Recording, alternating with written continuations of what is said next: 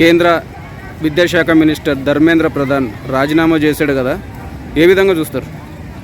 అంటే ఇది వాస్తవానికి ముందే జరగదని, కానీ ఇది ఒక ప్రణాళికబద్ధంగా జరిగింది. ఇది అమిత్ షా గారు ప్లాన్తో చేశారని నేను ఎందుకు అనుకుంటున్నాను అంటే, ఈ బీజేపీ పార్టీ ఏదైతే ఉందో వాళ్ళు దీక్ష చేశారు కదా, ముందే గ్రహించింది కేంద్రం. కానీ ఒకవేళ దీని వెనకాల వేరేమన్నా ఉండదా, ఇంకెవరన్నా ఉన్నారా అనేది ఒక ఆలోచన చేయాలి. కాబట్టి అమిత్ షా గారు ఇమ్మీడియట్గా ఇన్ని రోజులు ఆగి సడన్గా డిసిజన్ తీసుకుని మోడీ అనేది వాడు మనం ఇప్పటివరకు చూసినా ఇక్కడ తగ్గాడు.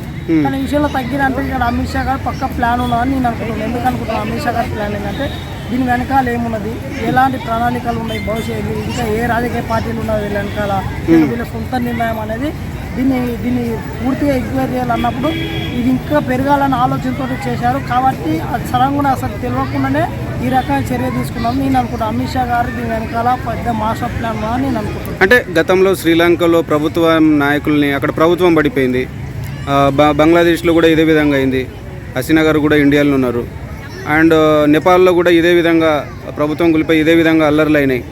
నెక్స్ట్ ఇండియాలో కూడా ఇలా అవుతుందని తెలిసి కేంద్ర ప్రభుత్వం, ఇండియా ప్రభుత్వం భయపడి ముందుగానే విద్యార్థుల యొక్క హామీలన్నీ నెరవేర్చి ముందుగానే డెడ్ లైన్ ముందే రాజీనామా చేయడం జరిగిందని అంటున్నారు చాలామంది. అంటే ఇది అనుకోవచ్చు, కానీ ఇప్పుడు అమిత్ షా గారు ఏంటంటే, అమిత్ షా గారు ఏ విషయంలో ముందే స్పందిస్తారు, దానికి ప్రణాళికలు ఉంటాయి.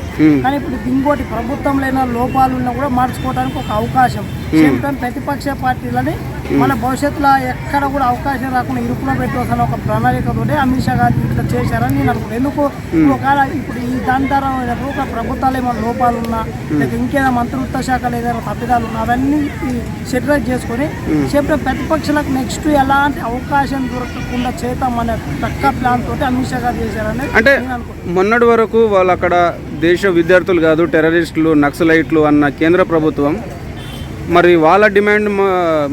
వాళ్ళు డిమాండ్ చేస్తేనే కేంద్ర మంత్రి రిజైన్ చేశాడా? అంటే మరి అక్కడ టెర్రరిస్టులు, నక్సలైట్లు ఉంటే పట్టుకొని అరెస్ట్ చేయొచ్చు కదా. అమిత్ షా గారు ఎక్కడ హోంమంత్రిగా చెప్పలేదు, ప్రధానమంత్రిగా చెప్పలేదు. కొంతమంది అభిమానిస్తారు సోషల్ మీడియాలో వాళ్ళ అభిప్రాయం వాళ్ళు చెప్పుకున్నారు. కానీ వాళ్ళు కూడా ఏంటంటే విద్యార్థులకు వెళ్ళి ఎంత డిమాండ్ వస్తుంది, ఒకవేళ ఇప్పుడు వాళ్ళు రీ ఎగ్జామ్ ఎంబడి ఎందుకు పెట్టాలి తెలుసా మనము, దీన్ని ఒకవేళ వేరే వాళ్ళు అవకాశంగా తీసుకుంటారని ముందే జాగ్రత్త పడి ముందు రీ ఎగ్జామ్ పెట్టారు. తర్వాత కూడా దీన్ని అవకాశంగా తీసుకుంటారు. కాబట్టి దీని వెనకాల ఏంటనే ఒక ఆలోచనతో చేశారు. ఇంకో పాయింట్గా మనం అర్థం చేసుకోవాలంటే, అమిత్ షా గారు ఢిల్లీలోనే ఉంటాడు, ఆయన హోంశాఖ ఆయన పరిధిలో ఉంటుంది ఢిల్లీలో.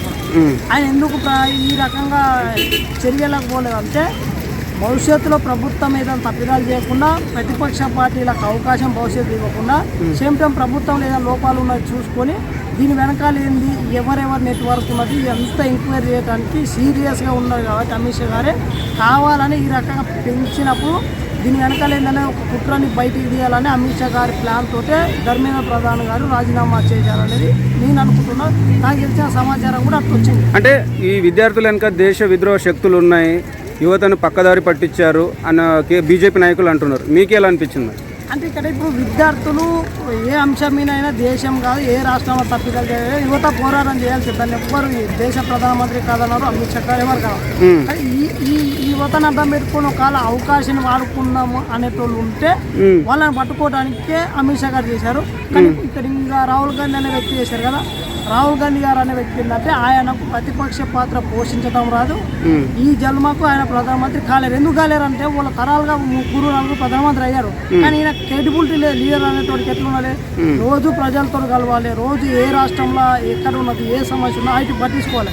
ఇలా ఒకవైపు నువ్వు మోడీ అమిత్ షా చూస్తే వాళ్ళు అధికారంలో ఉన్నప్పుడు ఎప్పుడు 24 అంటే నైట్ 11-12 గంటల వరకు వాళ్ళు వర్కే చేస్తారు. ఎప్పుడు పొద్దున 5 గంటలకు లేస్తే 24/7 అన్నట్టు ఎక్కడ ఏ రాష్ట్రానికి పోయిన అధికార పనులు కావచ్చు, పార్టీ పరంగా కావచ్చు, ప్రతిరోజు వాళ్ళు సమీక్షలు రోజు అన్ని రాష్ట్రాలు దేశాలను కూడా పర్యటిస్తూ ఉంటారు. ఇది నాయకత్వ లక్ష్యం. ఇందులో రాహుల్ గాంధీ ఫెయిల్ అయిపోయింది. కాబట్టి కాంగ్రెస్ పార్టీకి వేరే వాళ్ళు ఉంటే అంటే బీజేపీ గవర్నమెంట్ కేంద్రంలో ఒక నియంత్రిత పాలన లాగా, నార్త్ కొరియాలో కిమ్ లాగా, చైనాలో షీ జిన్పింగ్ లాగా, అంటే ప్రజల్ని ప్రతిపక్షాలని అణగదొక్కడం, అణిచివేయడం, ప్రజల్లో తీవ్ర వ్యతిరేకత వచ్చింది, అందు గురించి తిరగబడ్డారు అని చెప్పి కూడా చాలామంది అంటున్నారు. మీకేమనిపించింది? అంటే అనుకోవచ్చు కానీ అట్లా చేయదు. ఎందుకంటే లేదంటే ఇది ప్రజాస్వామ్య దేశము, ప్రజాస్వామ్యాన్ని గౌరవిస్తారు. అమిత్ షా గారు కావచ్చు, మోదీ కావచ్చు, అంబేద్కర్ గారి రాజ్యాంగాన్ని యాస్టుగా అనుసరిస్తూ పాలన సాగిస్తారు. తప్పిదాలు ప్రభుత్వాలు కొన్ని ఉంటాయి, లేదని చెప్పలేము. కానీ సరైన ప్రతిపక్షాలు కూడా లేవు ఈ దేశంలో. ఒకసారి మీరు బాగా గ్రహించుకోరు. ఎప్పుడైనా వాళ్ళు చిన్న కేసులు అయినా అనుకో, మా మీద కావాలని అవినీతి కేసులు పెట్టారనే రకం వాళ్ళు అయినా.